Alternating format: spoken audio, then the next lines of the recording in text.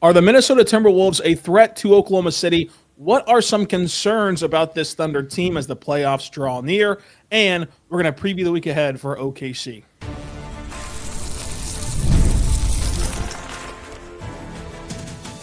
You are Locked On Thunder, your daily Oklahoma City Thunder podcast. Part of the Locked On Podcast Network, your team every day. Let's get it going on the Locked On Thunder podcast, on the Locked On Podcast Network, your team every day. I am your host, media member, and beat writer for Thunder on SI, Rylan Stiles. Follow me on Twitter at Rylan_Stiles. Follow the show on Twitter at LO ThunderPod. On today's show, we're joined by Michael Martin at Michael on Sports on Twitter. Let's talk Thunder on YouTube to discuss the Oklahoma City Thunder falling to the Minnesota Timberwolves on Monday. But we did get our first glimpse at the first look at the playoff rotations when this team was fully healthy on Friday and on Saturday. We're going to dive into that as well, plus what concerns we have about this team heading into the playoffs. Michael, how you doing today? I'm doing all right. I'd be doing better if it was a win last night and we didn't see what sort of happened and sort of all the fallout of how fans are feeling and stuff like that. But beyond that, always happy to be on here talking basketball with you. Yeah, last night obviously was a bit of a damper for how the game ended. I mean, it's a 25-point collapse by OKC. I do think that, as I said on the recap show yesterday, they generated a lot of good looks from three. None of them fell. They could not score in the fourth quarter. Isaiah Hartenstein being out was a massive blow. It was similar to the Timberwolves, where their game flipped on Sunday whenever Jalen Clark got hurt. And so these things happen where you see teams drop these kind of games. You can go back to last year for as infallible as Boston was. They blew a 30-point lead to Atlanta. I think that Minnesota is a much better team than Atlanta was last year.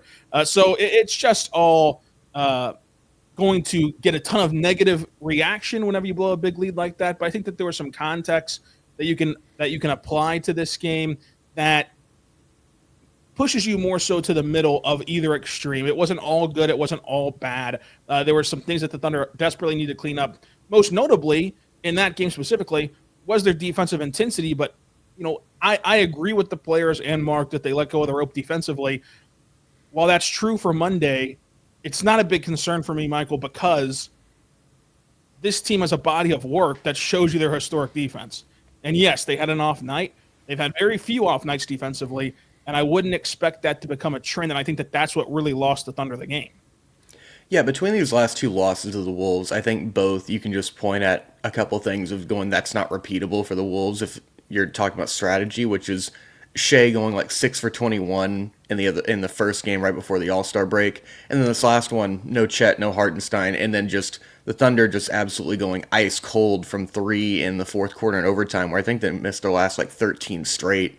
And the defense just sort of collapses. And like you mentioned, their body of work defensively, this is not going to happen again, ideally. I mean, this is the one time we've seen them sort of get caught. We've seen them sort of get lackadaisical in the second half on defense, but never to this extent, and the Wolves capitalized. But I think that in a 7-game series, the Wolves would make the Thunder work. I'm more concerned about what would happen with sort of these other guys, which I'm sure we'll get to on like Gobert and Randall, but overall, I think the Thunder would end up winning a series against these guys. Yeah, and I mean, the run happened at the worst possible time, whereas last game on Sunday, the run happened at the best possible time. You blew a 19-point lead on Sunday, but you blew it right before halftime where you can get a natural pause and regroup. And then the third quarter, you just kind of hung around, and you hovered around, made it a 7-point or less game. And then Shai returns to a 5-point deficit, and Shai takes over and wins you the game on Sunday. But whenever that run happens and you're ice cold for the fourth quarter and overtime, you don't have that time to get back to get the car back on the road, as the Thunder often say. But I do think that the Timberwolves are a threat to Oklahoma City if you buy into Chris Finch. And I do buy into Chris Finch's ability. Now, I will say some of these situations, transcend past Chris Finch, where it's like, if it was Chris Finch's decision fully, and I don't know if it is or isn't, I think that he would play Julius Randle very limited minutes against Oklahoma City whenever they were fully healthy. I think that Rudy Gobert can really help them because of his rim protection and forcing this team to be a jump shooting team from Oklahoma City. And whenever you can do that to the Thunder and make them a jump shooting team, that's your best possible outcome, because they can still beat you, from three, as we've seen in various games this season, including whenever Isaiah Joe was red hot in Madison Square Garden. But they of course, are predicated on the drive and the cuts and getting to the rim. So taking that away from them is really difficult. So I think that ultimately, if they're forced to play Julius Randle a lot of minutes, then the series gets less competitive for me. If they're willing to not play Julius Randle, then the series can go 6 or 7 games. And there's very few teams in the West that I think can push the Thunder to a 7th game. I think Minnesota could do that. So I have to just put them in a higher tier of threats to Oklahoma City. But the Randle piece is very interesting because, man, while it's smart basketball-wise, we know that this is a business and there's optics involved. And if you traded cash for this guy and he can't play minutes in the playoffs, that's clearly going to provide pushback on front office and the ownership group and the whole organization. So trying to balance that is very difficult. But as far as just purely basketball goes, I think that was one of their best lineups that they can put out there, the lineups that they've had available on Sunday and Monday with some more Gobert mixed in and Dante DiVincenzo mixed in. So with that being considered, I would say that the Wolves are one of the bigger threats to OKC, even though, like you, I'd still pick the Thunder to win the series. I think you hit it right on the head when you talked about the politics and sort of the back end of things with the ownership and GM and stuff like that. But let's just call it out point blank of what it is. Like the Wolves, this was a salary-based move for Cat. This was not like we think we're going to be better with Julius Randle. That's mainly what it was. And Julius Randle this summer, I would expect to get moved, and I don't think that's going to tremendously hurt his value if he's not playing. I think the league sort of knows what he is as a player, and I'm a little bit more optimistic if I was a Wolves fan about Chris Finch making this decision because we just saw him do that with Ant last night, where he saw what was rolling and he left his franchise superstar on the bench. Obviously, he comes back in late in overtime, makes that block on Shai, but I thought that was a good sign if you're a Wolves fan. And then as for Gobert, I'm a little bit more pessimistic than you are about his impact. I think that defensively, like you mentioned, that rim protection would help, but offensively, what would happen for these two teams playing against each other? I think it would be very difficult for the Wolves to have the same effectiveness offensively because of the lack of spacing they're going to have. Gobert's not a guy you have to really, really defend. It's going to allow guys like Hartenstein and Chet to just roam around the rim. Naz Reid's been really, really good, and I think you would be sort of forced to stagger those guys, and in those units where it is Gobert, I think you could really, really pack the paint and just make things even harder on Anthony Edwards and make him even more of a jump shooter on an island with guys like Dort, Caruso, Kaysen, and more. Yeah, and that's why I think it's a little bit disingenuous to, like, after the game yesterday or Sunday, had they not have completed their own comeback after blowing a 19-point lead to, like, point to, well, they didn't have Randall, they didn't have Rudy, they didn't have Dante DiVincenzo. I think DiVincenzo could have helped. I think that Rudy helps in spurts. I think that Randall doesn't help at all. I think that this was the best iteration for Minnesota to match up with Oklahoma City, and it bared out over these last couple of games here. And in going back to the pre-All-Star break as well, whenever the Thunder lost to Minnesota in Minnesota. But this was a chance for the Thunder to be really tested, and Sunday they handled the test really well. Second night of back-to-back, not so much. But like before Hartenstein got hurt, they were absolutely dominating this game, clearly with their big lead. But to me, I think that one of the points that gets missed is that when Shai, you look at the fourth quarter and you're just talking about like, oh, Shai had the ball taken out of his hands, and like they were double teaming him, so they were sending pressure to him. The zone defense was hurting them. That's all true in the fourth quarter. That was the same strategy that they deployed in the first 3 quarters as well, before Hartenstein got hurt. And with Hartenstein there as his playmaking hub, even if he's not generating a ton of flashy assists, but he is getting hockey assists, he is making quick decisions. Like he really helped them beat that pressure from Minnesota and help Shai get off the ball, get the ball right back in his hands, and then he can go to work then without all that pressure. So I do think that the Hartenstein loss hurt, the Chet loss hurt, and it kind of leaves you in a catch-22 where it's like, yeah, if the Thunder don't have a center and they can't make threes, they're going to lose in the playoffs to nearly anybody. But you have to kind of bank on what the body of work suggests. But coming up, Michael, we did get our first look at the Thunder's full roster, full rotation over this weekend. What are your first impressions from a full lineup? We'll talk about that and what concerns us in the playoffs coming up. But first, I want to tell you right now about our good friends over at Robinhood Gold. Go check them out today, because with Robinhood, it is the new gold standard. You can enjoy VIP treatment, receiving 3% IRA match on retirement contributions. The privileged of the very privileged are no longer exclusive. With Robinhood Gold, your annual IRA contributions are boosted by 3%.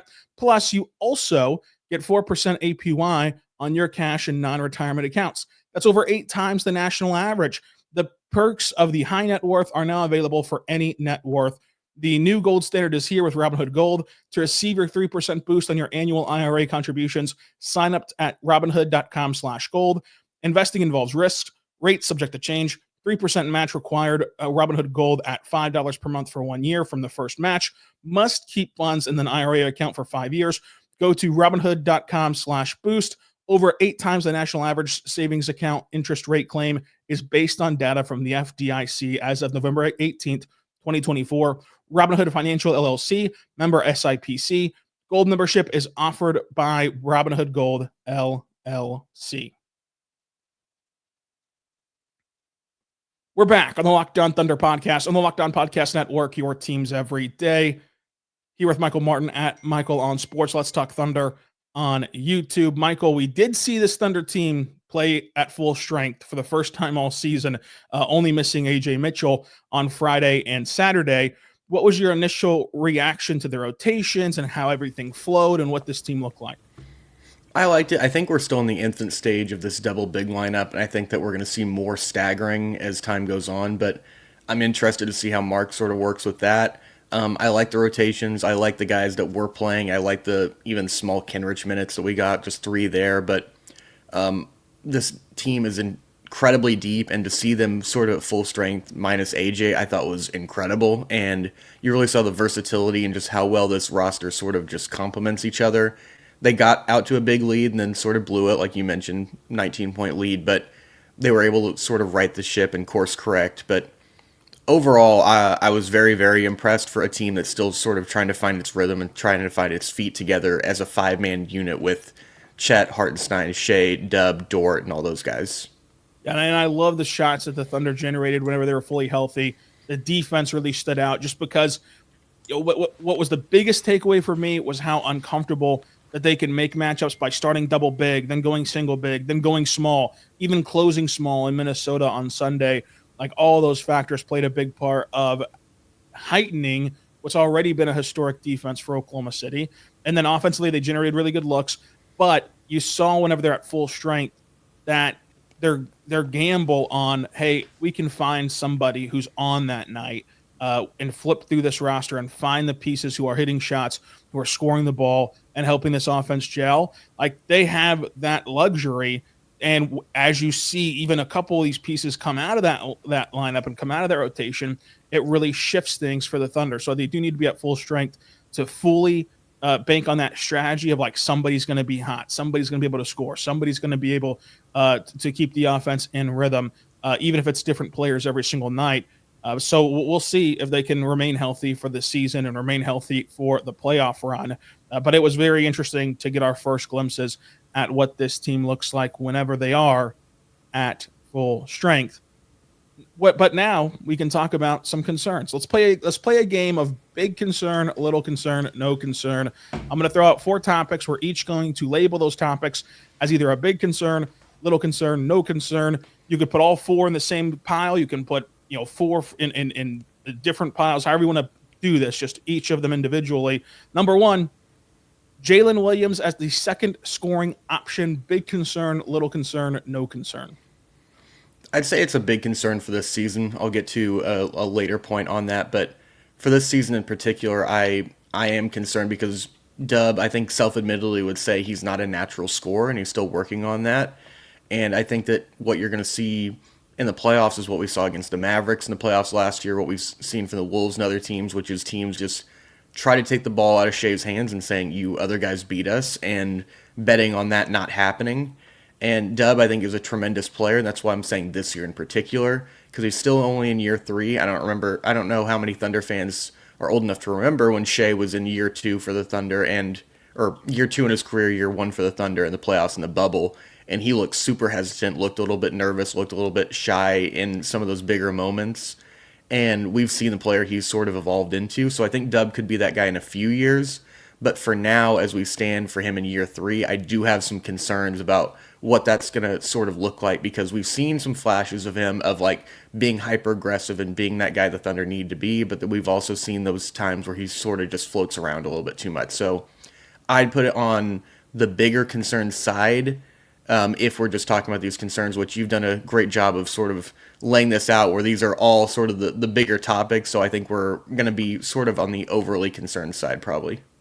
Yeah, I think that for this season, as in going to win a championship in June, it's a big concern because I think that you're going to have to just pile your second scorer next to Shai, kind of cobble that together, where you are hoping that maybe it is J-Dub for 3 of the 4 nights, but that 4th night you need it to be somebody else like Chet to step up.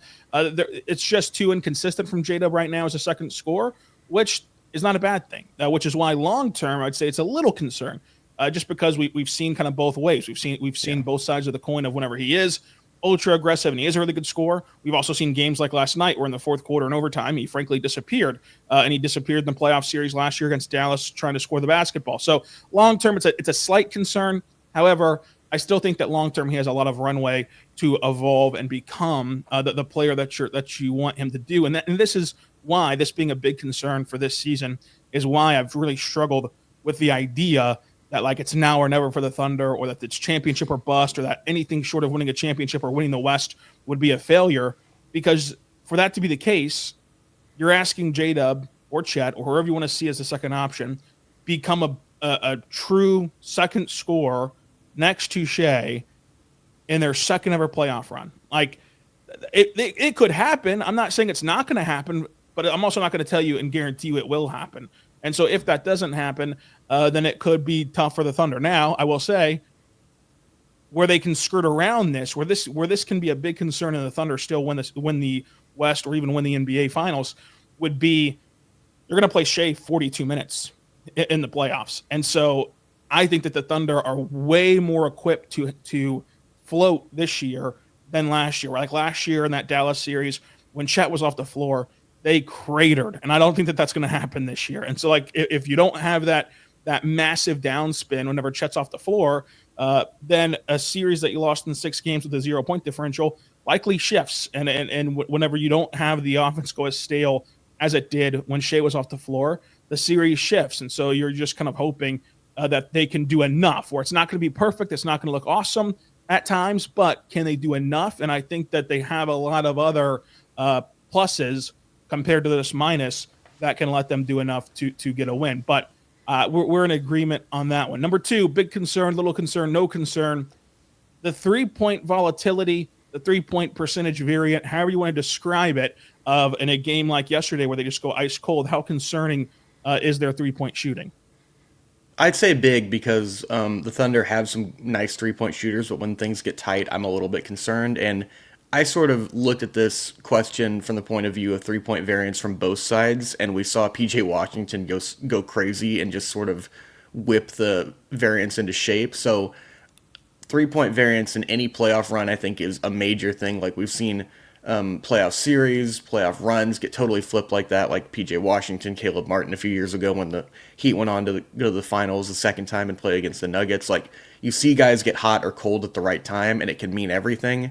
And the Thunder, although have some really nice 3-point shooting, there is a real concern on my end of just like, I like the shots they're generating, but sometimes, like, even if you like the shots you're generating, I think it's okay to sort of abandon the process for one game and get back to it in the next one. Because whenever you're missing 13, 14 straight threes, I think it is okay to sort of go and just try to get a different look. But the Thunder missed a few layups, like Shai said last night. So I'd say it's a big concern for some of the role players, because I think outside of Isaiah Joe, you don't have a bunch of surefire shooters. You have a bunch of guys who are really nice shooters in the regular season who get a lot of shots generated for them really, really well. But when things get tight and the contests get a little bit better, I do have some concerns like we saw last year. Yeah, I think that I'm going to put this one in a little concern because of the all-encompassing picture of, I think that they've gotten a lot better at generating better looks. Where like last year, It was all reliant on stationary catch and shoot stuff, and Dallas took that away wholeheartedly. And you saw the overpassing from Oklahoma City because they were kind of shell shocked of like, oh my gosh, these guys are attacking hard closeouts. That never happened in the regular season, and so it just threw them off completely. Whereas this year, they're using more off-ball action to get open. They're more comfortable on movement shooting. And you saw in that fourth quarter against Minnesota, for as bad as it was in the sense of the product, the results of missing the shots, the process to get to those shots was really good. It was decision-making that was really quick. It was confidence whenever you're letting the ball go. They were able to take open threes because they weren't hesitating and they weren't overpassing and they weren't, like having a hiccup like they did against that Dallas team. And I just have to believe that they're not going to go 0 for 14 in a quarter again. And then, you also look at the other side of the coin where the PJ Washington factor of last year. What if PJ Washington sucked, though? What if he had a very bad series? And so what if your next version of PJ Washington doesn't have a series like that, to where ultimately I think that the Thunder have done enough in their improving the three-point column to offset some of that, especially with how Shai is so much more comfortable shooting threes and how Jadab is more comfortable shooting threes. But Shai is specifically off the dribble threes have been huge for him. Wiggins is really comfortable on the ball, more comfortable than he was even last year. You saw that step back three last night. So I think that they've done enough to move it from the big concern pile to the little concern pile, but it's still a concern because ultimately they could have another quarter like that in the playoffs and they'd lose that game. I feel a little bit better that this team will not have four quarters, and lose 4 games that way than I did a year ago, or than I even did at the start of the season for this team. But number 3, big concern, little concern, no concern. Teams playing zone against Oklahoma City, which has been a massive talking point this year. I'll say a little concerned based off some of the stuff you hit on with Isaiah Hartenstein. If he's playing, I think that's a whole different ball game. And another point I wanted to lay on earlier, but I'm glad we got to this, is just his screening impact too on some of these zone looks. And I think Chet's going to be a major factor of him spacing the floor and having it, if you are able to penetrate the zone, having some lob guys. So I'd say little concern. I think it's still going to be somewhat problematic for this Thunder team, as we've seen in the past, and why it's been a big talking point, as you mentioned. But overall, I think that this is going to be, if we're looking at just the other problems that you've laid out and concerns, I'd say this is on the smaller scale. Yeah, I think if they're fully healthy, it's still a concern, but it's a little one. I think that if you take anybody out of this equation, it's a massive concern.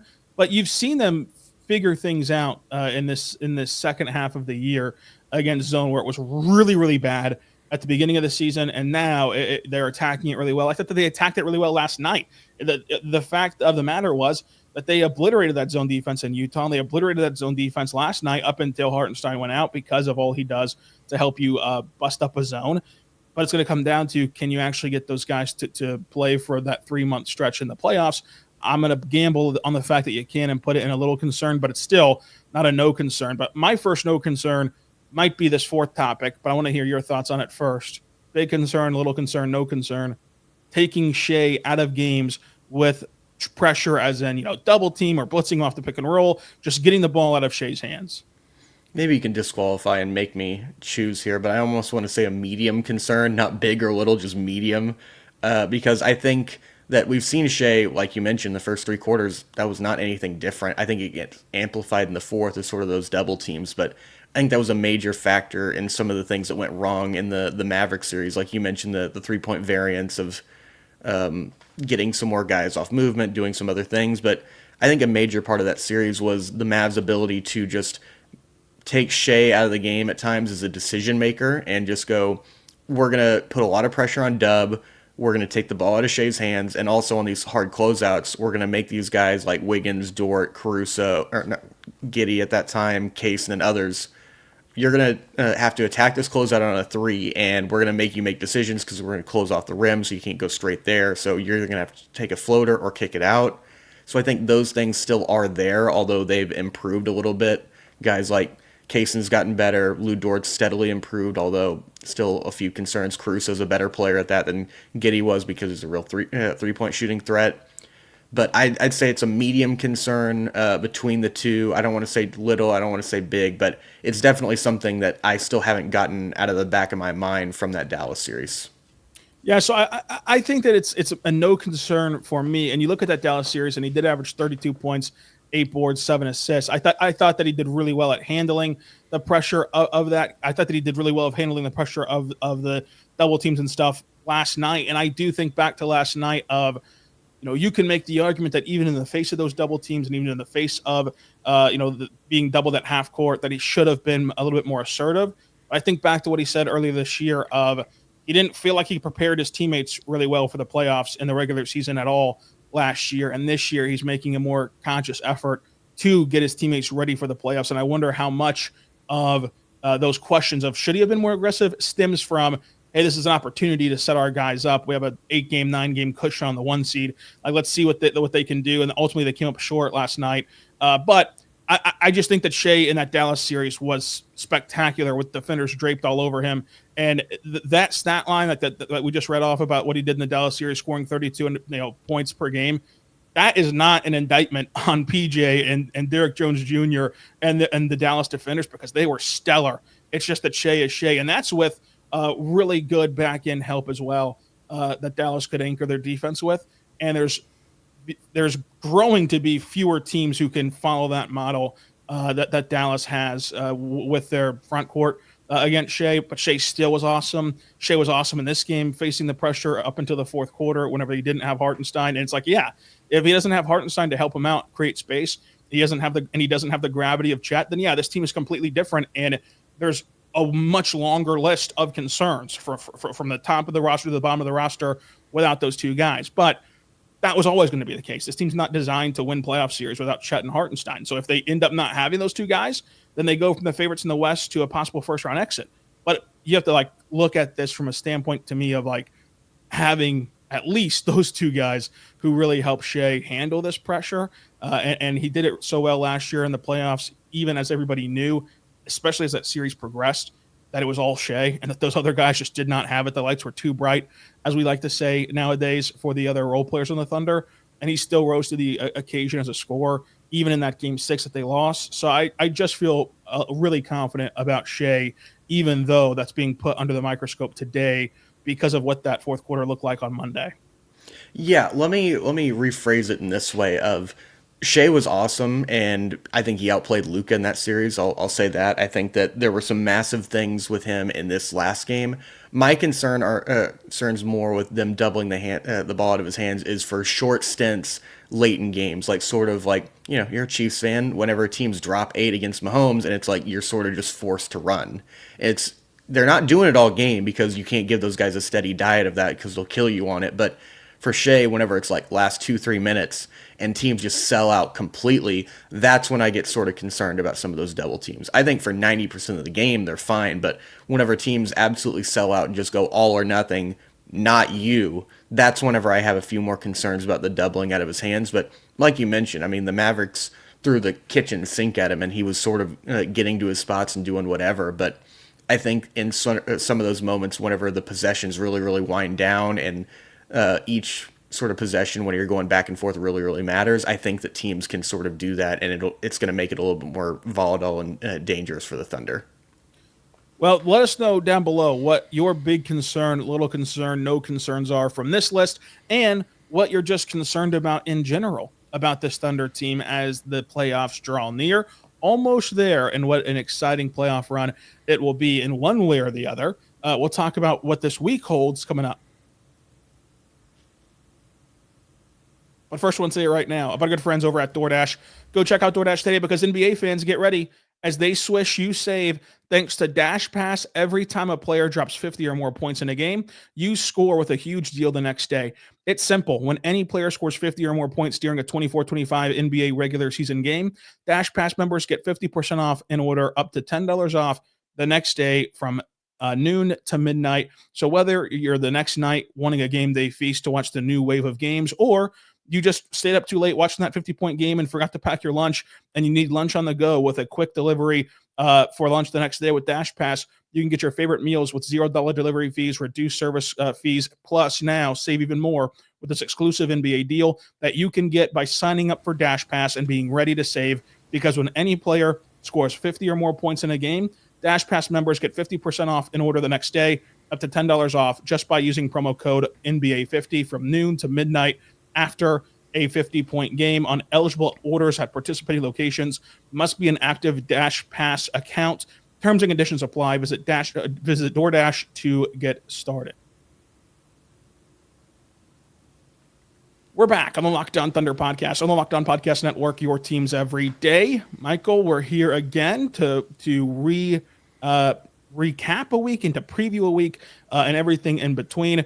This week will again begin in Brooklyn on the road. It's really a whole road slate until we get back here for the next pod. So at Brooklyn, at Atlanta, at San Antonio, and then they do come home for Houston. Then we'll do a podcast again on Wednesday. But let's start with that Brooklyn game. First game back from a disastrous fourth quarter. This team's been so good at responding. Plus, Brooklyn is a scrappy team. They remind me a lot of sort of the Thunder and their rebuild, to the extent of they're not a good team. They don't have as much talent, but they compete their butts off every single night. I think that the Thunder are still going to win. They've been so good at bouncing back that this could be and should be a blowout win in Brooklyn. But is there anything in particular that you're looking to see in this stretch against Brooklyn, Atlanta, San Antonio, and Houston? Dub probably just stepping up and doing some of those things that we're talking about of being some concerns, into some other guys chipping in and just seeing Chet continue to progress and hopefully some more health. I don't know what Hartenstein's status is going forward, sort of long term, but just overall guys staying healthy and just executing what they've been sort of on the track to do. But if you're going to nail it down and say one thing, I'd probably say Dub taking over in some of those second units, just because I like the idea of it sort of progressing and tracking as we get closer to the playoffs. Yeah, and that was a sour note to end on for J-Dub last night. It just is so funny how, I guess just so eye-popping how much that Isaiah Hartenstein really does connect this team, because the J-Dub Isaiah Hartenstein connection has continued to grow all year. In fact, last night, for as much as we want to pile on J-Dub, and again, we just did a whole segment. We both agree it's a big concern. I'm not trying to dismiss this concern, but in the first quarter last night, they were rolling to the point where you change Shai's rotation. Like, Shai plays the entire first quarter 99% of games, but J-Dub was getting downhill so well and playing off Hartenstein so well that you yank Shai out in the middle of the first quarter to let that lineup roll, which was a smart decision by Mark. And if you just looked at the first three quarters, what a game from J-Dub. I mean, he ends up with 27 points, and he had good efficiency up until the fourth quarter. We went 2 for 8 or 2 for 9, and then he didn't even take a shot in overtime, which is a really big indictment, but didn't take a shot at all in the 5 minutes that he played in overtime.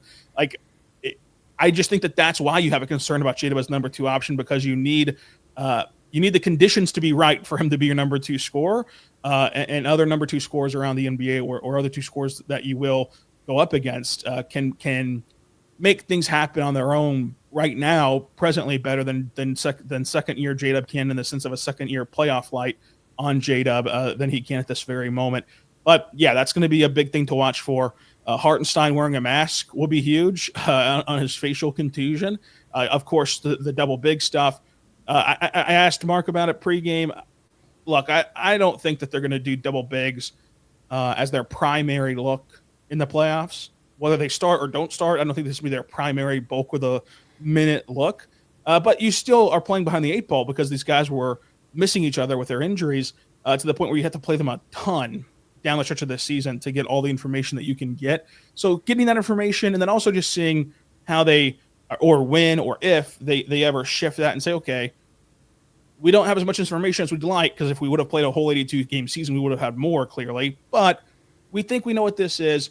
Now let's try to shape this into what we think that it will look like in the playoffs, where it's single bigs the majority of the time, and then you switch back into double bigs during certain spurts. And Houston can do that with their front court of how do you match up with Şengün? How do you stagger against Houston's rotation? That'll be fun in the Paycom Center. Other than that, though, not a very inspiring slate. And this is going to be another stretch, I think, where the Thunder are able to come out of a loss and then rattle off a ton of wins to make you forget about the loss on Monday. Because, Michael, is it unfair to say that the Thunder should go 4-0 and at least go 3-1 against this upcoming stretch? Are you talking about just through Houston included, or just Brooklyn, Atlanta, and San Antonio? Through Houston. Okay, yeah, it's got to be at worst 3-1. I would say. I think that Houston's an interesting matchup. They're another one of those like bizarro world teams where the Thunder just sort of play weird against them, and obviously health is up in the air. But it's got to be 3-1, and then just one last point on sort of what you were talking about, J-Dub. I think there's some room for nuance because I think that you're seeing a lot of people who are on polar opposite sides of the spectrum of talking about J-Dub, where it's like, trade him, he's not this guy, or people are, it's like, everything's fine, don't look over here. And to your point, like, he played great for 3/4, in the fourth and overtime he wasn't great, and we keep making this point, but he's not a finished product yet, and you can identify and recognize the things where he's sort of has some shortcomings while also recognizing that he's a fantastic player and a young guy, and I think that most teams would trade in a heartbeat for him or give up one of their franchise guys for him. So I'm not going to come up here and kill him, but back to your point, back to the actual topic of conversation, I'd say gotta be 3-1, and I'd say it's either 3-1 or a super 4-0 where they win every game by double digits. That's how I'm feeling. It's going to be a lot of fun to see how this shakes out. Michael, go check you out at Michael on Sports on social media, and Let's Talk Thunder on YouTube, where you have a few things cooking up, including, I believe, Aaron Wiggins. Yeah, most recently I have Do It All Star about J-Dub being a very well-rounded all-around player, and then I had a video sort of breaking down what went wrong in the NBA All-Star broadcast and why I think the NBA sort of failed the players in that regard. And then you mentioned it coming up, Aaron Wiggins, Save Basketball, just sort of how well he's been playing this season and overall this stretch since the start of the new year, which I'm looking forward to, and hopefully you guys will check out. Go check that out. Let's Talk Thunder on YouTube. Until tomorrow, as we recap the game against the Brooklyn Nets, be good and be good to one another.